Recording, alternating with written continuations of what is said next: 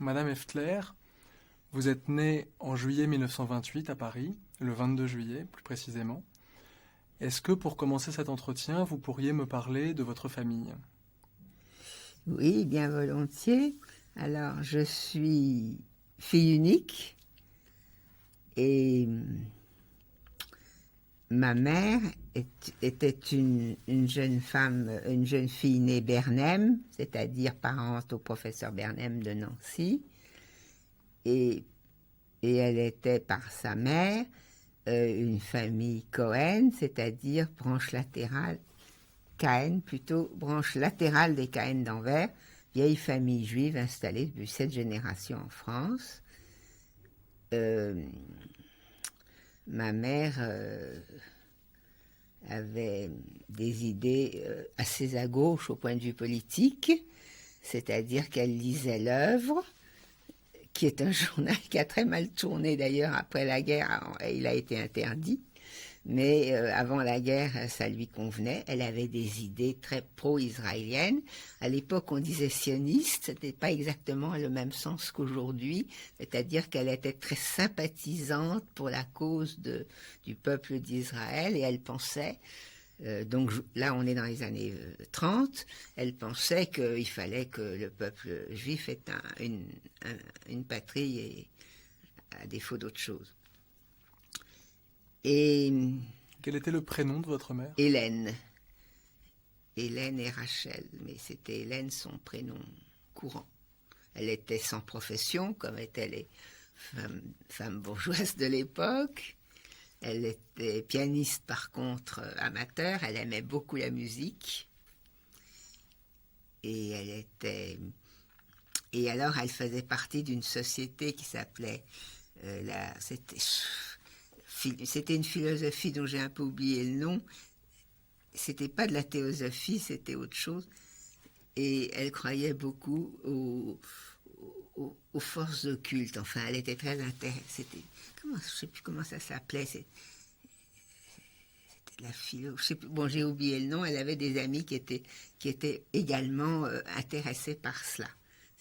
Donc, elle avait finalement deux pôles d'intérêt. C'était la musique d'une part et les sciences un peu occultes de l'autre. Elle avait passé le bac et elle avait, je crois, fait des études de philosophie, mais qu'elle avait dû interrompre au moment de son mariage. En plus, elle était cheftaine EI, éclaireur israélite de France, et elle était apparentée à Robert Gamzon, je ne sais pas si ça... Robert Gamzon, alias, je ne sais plus quel était son totem, et alors ma cousine, la femme de Gamzon, qui est morte maintenant, m'a reproché il n'y a pas très longtemps, il y a peut-être 7-8 ans, qu'elle ait abandonné les éclaireuses israélites au moment de son mariage. Est-ce que vous pourriez dire un mot de qui était Robert Gamzon? Alors Robert Gamzon, c'était un type fantastique, dont j'ai oublié comme il était scout, il avait forcément un totem, mais j'ai oublié le nom de son totem. C'était un type qui avait fait de la résistance dans le sud-ouest et notamment à côté de comment ça s'appelait, Moissac. Il avait tout un camp d'éclaireurs et d'éclaireuses israélites qui cachaient des enfants juifs, qui tenaient le maquis. Enfin, ils se sont battus, ils ont été actifs. Je ne connais pas l'histoire exacte. C'était un cousin relativement éloigné. Et la personne qui était de ma famille, c'était sa femme. C'était pas lui personnellement, c'était sa femme, Pivert, voilà. Son totem me revient, elle c'était Pivert, son prénom c'était Denise. Et très vite, ils sont tout de suite à la libération. J'ai eu l'occasion d'aller les voir, et puis très vite ils sont partis en Israël, où ils ont été des pionniers. C'est-à-dire que dans l'État d'Israël, quand on parle de Robert Gamzon, c'est un des pères fondateurs un peu. Est-ce que vous savez en quelle année vos parents se sont rencontrés? Oui, alors ils se sont rencontrés en 27. Non, qu'est-ce que je dis? Ils se sont mariés en 27 et ils ont dû se rencontrer, à mon avis, ils se sont rencontrés pas très longtemps avant, mettons en 26, quelque chose comme ça. Le problème pour mon père, qui lui est d'une famille arrivée plus récemment en France, puisque c'était son père, c'est-à-dire mon grand-père paternel, qui avait émigré, qui était né à Częstochowa en Pologne, qui avait fait des études de médecine à Berlin, qui était arrivé en France où il avait refait toutes ses études parce qu'à l'époque il n'y avait pas d'équivalence. Donc mon grand-père paternel était cardiologue, installé rue La Trémoille à Paris. Et mon père, lui, il avait épousé sa femme en voyant une photo sur le... Je parle de mon grand-père, il avait épousé ma grand-mère en voyant une photo à Londres. Il était en voyage à Londres chez des amis anglais et il voit chez eux une photo sur un piano d'une jeune fille. Il est tombé littéralement amoureux de cette jeune fille qui, à l'époque, avait émigré aux États-Unis, mais elle était née en Allemagne, elle s'appelait Gans, elle était de la région de Hanovre. Elle avait émigré à l'âge de 2 ans aux États-Unis où elle avait été élevée. Et mon grand-père a réussi à la faire revenir à Paris et à l'épouser. Donc mon grand-père était d'origine polonaise, ma grand-mère était d'origine allemande, mais élevée aux États-Unis. Ils font 2 enfants, d'abord ma tante, et puis mon père, qui naît en 1891. Et votre père, je crois, a été baptisé à la naissance. Voilà, alors c'était tout le problème, c'est que mes grands-parents, contrairement à ma mère qui avait une foi religieuse juive très prononcée, mes grands-parents ne l'avaient pas. Donc, et puis ils avaient trop souffert, chacun dans leur côté. C'était des émigrés. Donc ils ont fait baptiser mon père en se disant, maintenant, au moins lui, il aura une vie tranquille. Ils le font baptiser à la naissance, ils le mettent en pension à l'école Sainte-Croix de Neuilly, pension catholique s'il en est. Ensuite, mon père entre très vite dans l'armée. Il finit ses études secondaires, il passe ses bacs, mais très vite arrive la guerre de 14. Il est mobilisé. Je ne sais pas où exactement, mais dès 1916, il entre dans l'armée, dans l'aviation, et il devient pilote de chasse.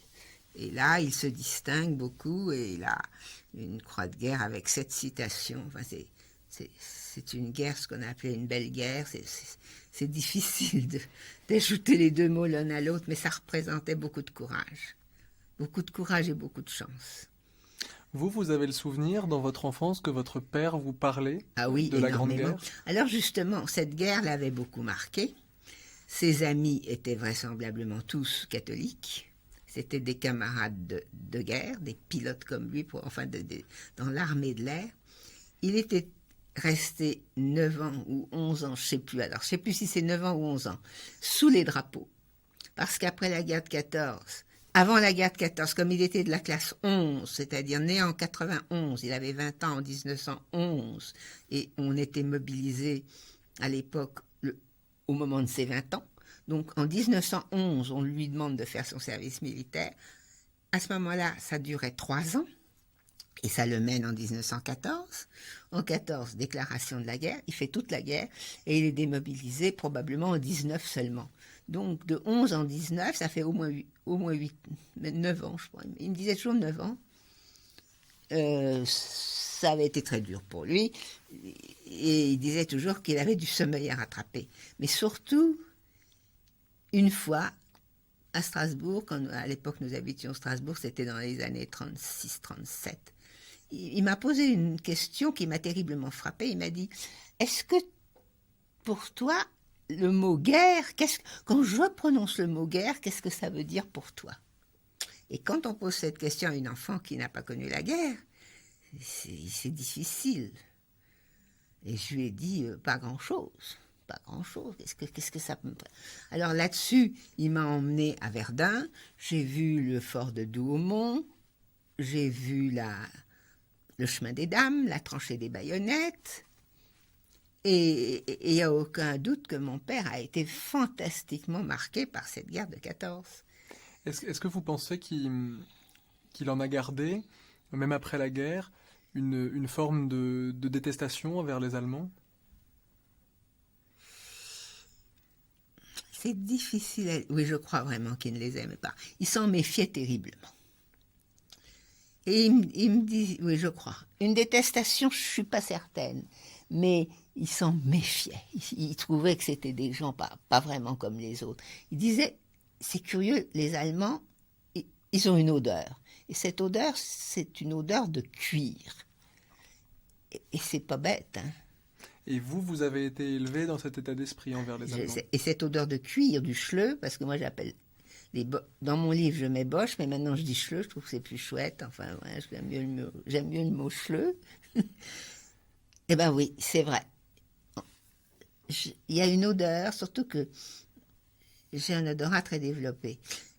Alors, je précise simplement que vous faites référence à un récit que vous avez écrit juste après la guerre, à votre retour de déportation, qui a été publié des années après, qui s'appelle Si tu t'en sors. Oui, c'est ça, exactement. Et dont on reparlera, bien sûr. C'est ça, oui, c'est ça. Effectivement. Et donc maintenant je dis schleu, et cette odeur de schleu d'allemand, elle est très réelle, hein. Je peux encore la ressentir maintenant. C'est une odeur de cuir. C'est très curieux. Enfin, il avait ça. Donc la guerre l'avait follement marqué. Et il avait en même temps une chance énorme. Et comme quoi la chance peut tourner, hein. Une chance énorme. Jamais blessé, jamais une éraflure. Il a été dans les premiers avions, les biplans, ceux qui sont sortis en 1916. Peut-être qu'en 18, il a piloté un monoplan, mais il a été dans les biplans au départ. Et vous avez le souvenir que votre père vous a élevé avec une très haute idée de la France? Ah oui, et comment? Et vous voyez, quand je parle de tout ça, j'ai l'impression de parler d'avant le déluge, hein, tellement c'est différent maintenant.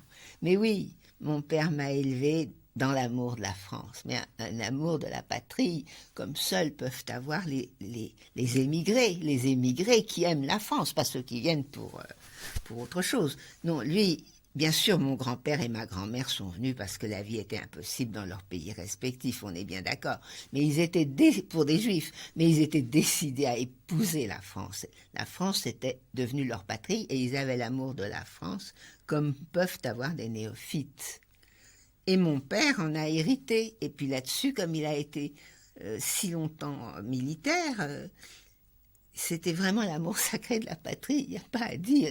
Et cet amour sacré de la patrie, vous le verrez, on en parlera tout à l'heure, se reflète dans mon livre. La France, c'était... Bon, alors on a envie de devenir lyrique à ce moment-là. Je ne veux pas citer des grands noms, mais c'était la Madone des... Je ne sais plus quoi, enfin. D'autres l'ont dit mieux que moi. On pourra de toute façon, bien sûr... D'autres l'ont dit et je veux pas me comparer, bien sûr. Est-ce que vous, quand vous étiez enfant, avant la guerre, bien sûr, est-ce que vous saviez que vous étiez juive? Oui, je le savais parce que ma mère avait tenu... Alors, mon père catholique, ma mère juive, mais mon père juif quand même, mais qui ne voulait pas entendre parler de la religion. Alors, et ce que je voulais vous dire tout à l'heure, c'est que, vu l'antisémitisme qui régnait malheureusement dans les années 30 en France, mon père, tout catholique qu'il était, ne pouvait pas faire de mariage mixte, c'est-à-dire il a épousé une juive, parce que dans cette bourgeoisie, il avait beau être baptisé, à mon avis, on savait que ses parents étaient émigrés, ils avaient un certain accent, bien qu'ils étaient assimilés quand même, et je suppose, mais ça c'est moi qui le pense, qu'il lui était pas possible d'épouser une catholique. Et donc il a épousé une juive, et naturellement, toute la suite, quoi. Parce qu'il n'avait pas la foi. Ma mère, elle, c'est très différent. Elle était convaincue et elle ne voulait pas échapper au sort de ses coreligionnaires. C'était une martyre. Et je dirais qu'elle a été arrêtée presque avec soulagement. Elle n'aurait pas voulu que sa situation sociale ou ses moyens financiers lui permettent d'échapper au sort de ses coreligionnaires. Je tiens toujours à le souligner parce que c'est quand même très beau. On peut penser ce qu'on veut, mais c'est très beau. Donc vous, enfant, vous saviez... Alors moi, je savais que j'étais juive parce que ma mère me le disait, parce que ma mère et ma grand-mère m'emmenaient au temple. On n'appelait pas ça la synagogue, on appelait ça le temple. Et j'allais aux grandes fêtes. On ne pratiquait pas au quotidien, il n'était pas question d'avoir une nourriture cachère ou quoi que ce soit de ce genre, mais on fêtait les grandes fêtes juives. Et j'allais au temple pour Kippour et pour Pâques. Donc je savais que j'étais juive. Et à l'instant, vous évoquiez l'antisémitisme qui régnait en France dans les années 30. Oui. Est-ce que vous avez le souvenir d'en avoir été victime? Non, absolument pas. Contrairement à des garçons qui ont souvent dit que dans des cours de récréation, ils étaient battus ou traités de sales petits. Non, absolument pas du tout. Ceci dit, j'étais dans un milieu protégé. Que ce soit au lycée Molière à Paris, où j'ai fait simplement le jardin d'enfants, mais là, on n'allait pas me dire quoi que ce soit. Ensuite, à Strasbourg, j'étais dans une école, ce qu'on appelle une école nouvelle, c'est-à-dire une école en fait protestante. Et j'ai été élevée dans des milieux protestants autant que juifs. Et ensuite, quand j'étais en pension Chambon-sur-Lignon, on m'a toujours mise dans des milieux qui m'épargnaient tout souci de ce côté-là, parce que les protestants et les juifs ont en commun d'avoir été persécutés à travers les siècles. Je précise, puisque vous évoquez le Chambon-sur-Lignon, que vous n'y étiez pas pendant la guerre, mais bien avant. Avant la guerre, c'est ça. En fait. Pour des raisons de santé, mes parents m'avaient mise là. C'était très loin de Strasbourg, mais ils tenaient tellement à ce que j'aie une bonne éducation. Ils ne voulaient pas me mettre n'importe où. Des homes d'enfants, il y en avait dans les Vosges, ça aurait été beaucoup plus près. On avait choisi ce Chambon-sur-Lignon, la pension Légenais, tenue par une vieille demoiselle, parce qu'on savait qu'elle donnait une éducation assez sévère, stricte, enfin qui correspondait aux idées de ma mère. D'ailleurs, dans les livres qui maintenant paraissent sur le Chambon-sur-Lignon, elle est mentionnée, c'est mademoiselle Mathilde, et j'ai même eu l'occasion de lire quelque part qu'elle donnait une éducation quelque peu martiale aux enfants qu'elle avait en pension. Oui, puisque le Chambon, pendant la guerre, a été un refuge pour des centaines et des centaines de juifs. D'ailleurs, le village a reçu à titre collectif la médaille des Justes. Vous avez dit tout à l'heure que vous étiez dans un milieu protégé. Est-ce que vous pourriez dire en quelques mots quelle était la profession de votre père? Alors, mon père avait beaucoup souffert des crises.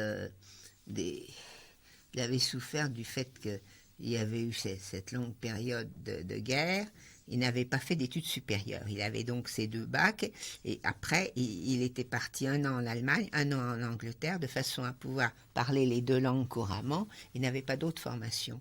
Et il s'est produit que très rapidement, il y a eu la terrible crise économique de 1929. Alors, il était secrétaire général d'une société Atos qui était dans les machines à coudre. Et puis en 29, il a dû sans doute perdre cet emploi. Et c'est à ce moment-là qu'il a été nommé à Strasbourg, toujours dans les machines à coudre, Singer, et qu'il en est devenu le directeur pour l'Alsace. Mais il a eu des moments difficiles entre les deux. Je sais qu'il a fait de la représentation, qu'il a été de porte en porte, représenter les machines ou Singer ou Atos, je ne sais pas. Mais ça a été très dur. Et quand on lui a... Et d'ailleurs, notre situation a complètement changé à ce moment-là. On est allé habiter chez ma grand-mère. On était vraiment dans les difficultés de la crise de 29, qui s'est prolongée jusqu'en 32, je crois. Et mon père a eu la chance d'être nommé directeur pour l'Alsace de la compagnie Singer, et on est parti. Lui, il était ravi d'avoir ce poste, et puis ça ne le gênait pas d'habiter Strasbourg. Pour ma mère, ça a été un déchirement, parce qu'elle avait toutes ses amies à Paris, et que l'Alsace, c'était... Si les Alsaciens m'entendaient, ils seraient vexés, mais c'était ni la France ni l'Allemagne. C'était vraiment un pays à part, où on parlait le patois, et la mentalité était vraiment la mentalité alsacienne. Alors, précisément, parlons de l'Alsace, si vous le voulez bien, quelques instants. Donc, vous y arrivez en 1934. vous êtes encore une petite fille, mais est-ce que vous avez le souvenir qu'à partir du moment où vous êtes à Strasbourg, on commence à parler dans votre famille de ce qui se passe en Allemagne, de Hitler, de la situation des Juifs dans ce pays? Absolument. Ma mère était très au courant de ce qui se passait et elle avait le désir d'aller assassiner Hitler. C'était pas une blague. Elle disait, moi, je vais finir par l'assassiner, je vais y aller. Alors, mon père la retenait, évidemment, parce qu'il voulait pas que sa femme meure dans l'affaire. Et puis, c'était une entreprise qui était vouée à l'échec. Hitler était tellement gardé, je vois pas qui aurait pu aller l'assassiner. Je pense que, mais ma mère n'avait que ce désir, aller l'assassiner. On savait. Alors, je n'ai pas beaucoup d'autres détails, elle ne me les racontait pas, mais je sais qu'elle avait ce désir très fort. Donc ça suppose tout le reste. Hein. Et vous, dans les années qui précèdent immédiatement la guerre, est-ce que vous avez des souvenirs d'une certaine inquiétude chez vos parents? Non, je n'ai pas eu cette impression. Non. Je ne sais pas. Ils étaient très intéressés par la politique. Et ils avaient des idées opposées. C'est-à-dire, ma mère lisait l'œuvre, elle était très à gauche. Mon père était à droite et lisait Le Matin. Deux journaux qui ont sombré pendant l'occupation parce qu'ils se sont mal conduits tous les deux. Ma grand-mère maternelle lisait Le Temps. Elle avait toujours 3-4 temps en retard parce que c'est devenu Le Monde après la guerre, mais c'était un format immense et pour lire tout ça, il fallait un temps fou. Et donc, ils étaient très intéressés par la politique. Et je dois dire qu'à table, la conversation était le plus souvent sur la politique, ou parfois sur la bourse aussi. Mais c'était la politique, ils étaient passionnés tous les deux. Donc, ils devaient être inquiets, mais j'avais surtout une impression, moi, de vivre dans une famille paisible, heureuse. Le problème, c'est que mon père voyageait 3 jours par semaine en Alsace pour voir toutes les succursales et qu'il partait le mardi matin et rentrait le vendredi soir ou le jeudi soir. Il rentrait le jeudi soir. Donc, mardi, mercredi, jeudi, j'étais seule avec ma mère. Le vendredi, vous faisiez Shabbat? Non, pas du tout. Non, même pas. Non, c'était vraiment uniquement les grandes fêtes. Hein. Alors, au mois de septembre 1939, la guerre éclate. Oui. Vous avez 11 ans à ce moment-là. Est-ce que vous vous en souvenez? En 1939, c'est ça. J'ai eu 11 ans. Oui, c'est ça, j'ai eu 11 ans. Alors là, j'ai fait une réflexion très spéciale dont je me souviens encore maintenant parce que nous nous trouvions dans la maison de... mon grand-père avait pris sa retraite et il habitait en Eure-et-Loire dans une maison près d'Annette que je possède d'ailleurs toujours. Et alors nous allions de temps en temps faire des séjours chez mes grands-parents.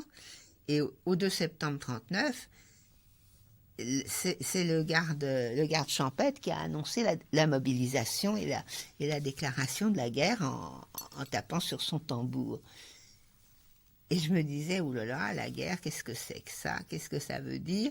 Et je me suis fait une réflexion que je n'ai jamais oubliée. Je me suis dit, bon, je ne sais pas trop ce que c'est que la guerre, mais des guerres, il y en a toujours eu. Ah oui, mon souci, c'était que font les enfants pendant la guerre.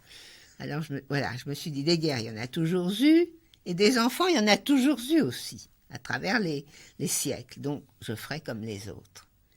Mais je ne me voyais pas bien, je n'arrivais pas à comprendre et puis j'étais un peu inquiète quand même.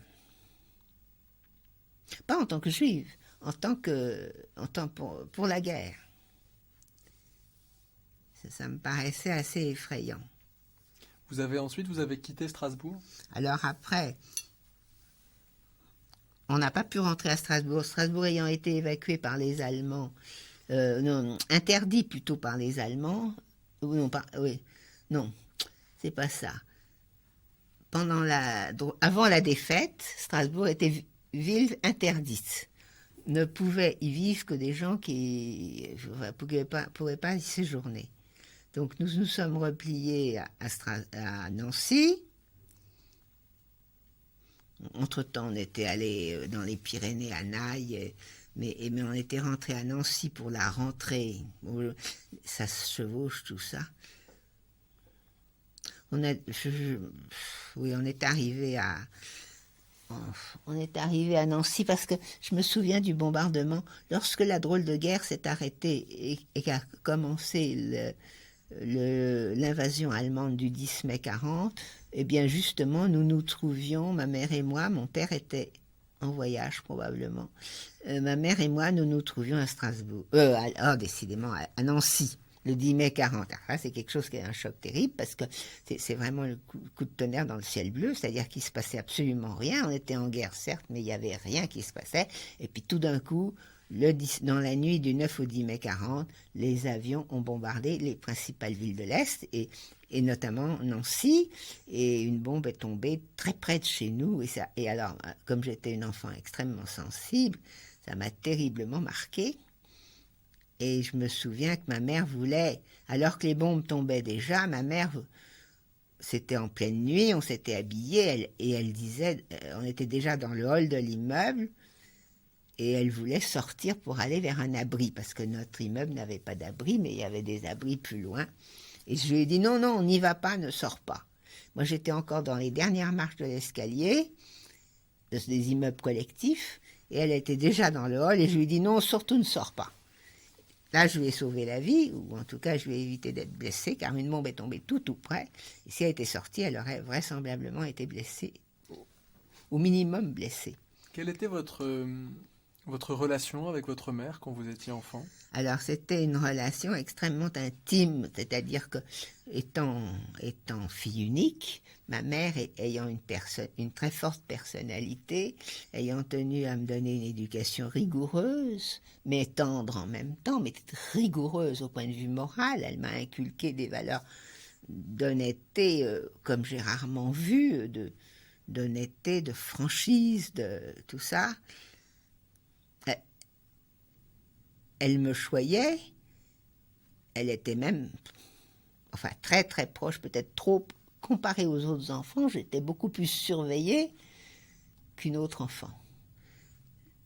Et comme fille unique en plus, elle avait 28 ans, à l'époque ça paraissait déjà âgé, mais maintenant ça ferait jeune, et à l'époque les jeunes femmes accouchaient plutôt vers 22 ans, 23 ans. Ma mère avait déjà 28 ans lorsque je suis née, 27 ans quand elle s'est mariée, et donc il y avait une relation extrêmement proche, tellement proche que j'ai l'habitude de dire que il valait mieux que je sois déportée avec elle, parce que je n'aurais jamais supporté de rester, si elle avait été arrêtée sans moi, n'aurais jamais supporté cette séparation. Tandis qu'ayant été déportée, alors là, naturellement, au point de vue psychologique, j'étais mitridatisée, je n'étais plus la même, donc j'ai pu supporter quelque chose que je crois que j'en serais morte. C'est pour ça que d'une parenthèse, pour ça que je m'intéresse toujours aux enfants cachés et que je les plains beaucoup, c'est que les déportés disent mais c'est rien, ils n'ont pas été déportés, ils ont été cachés, ils n'ont pas souffert. Oui, mais si ça avait été moi, j'aurais souffert terriblement. Donc en mai 40, vous êtes à Nancy. C'est l'invasion de la France par l'Allemagne. Qu'est-ce qui se passe ensuite ? Alors, je tremble de peur, mais vraiment une trouille, je ne le cache pas, une trouille avec cette bombe qui était tombée si près. Et c'était des petites bombes, et il n'y en avait pas beaucoup, mais c'était épouvantable. Alors, tout de suite, on est parti à Paris. On a pris un train pour Paris. Ma grand-mère était à Paris. Et ça a été un soulagement de ne plus être dans la zone des combats. Et puis, une fois à Paris, on a pris un train, ma grand-mère, ma mère et moi. Mon père était toujours en travaillant, donc pas libre. Il était, je sais pas où, il était resté à Nancy, je crois, obligé de travailler. Et on a été le plus loin possible, c'est-à-dire qu'on a abouti dans une petite ville qui s'appelle Naï, N-A-Y, et qui est dans les Hautes-Pyrénées, pas loin de Lourdes ou de Pau, une bourgade, et on a occupé une maison là. On a loué une maison, et je me souviens que le 18 juin 40, on a entendu l'appel du général de Gaulle. Ce qui est rare, parce que peu de gens l'ont entendu. Et alors, ma grand-mère, qui était tout aussi patriote que ma mère, ça a été un soulagement. Enfin, je me souviens, quand ils m'ont dit, il y a un général qui parle, un général français qui parle et qui veut continuer le combat. Et ma mère et ma grand-mère étaient aux anges, enfin vraiment heureuses de vivre ça.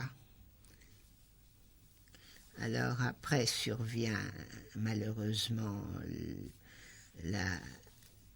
la fin de la guerre, l'armistice, l'effondrement, personne ne comprend ce qui se passe. C'était si imprévu qu'on s'effondre en 3 semaines. Et c'est à ce moment-là que pour la rentrée scolaire, parce que c'était quand même le grand souci de ma mère, assurer ma scolarité, et c'est là que comme on avait un cousin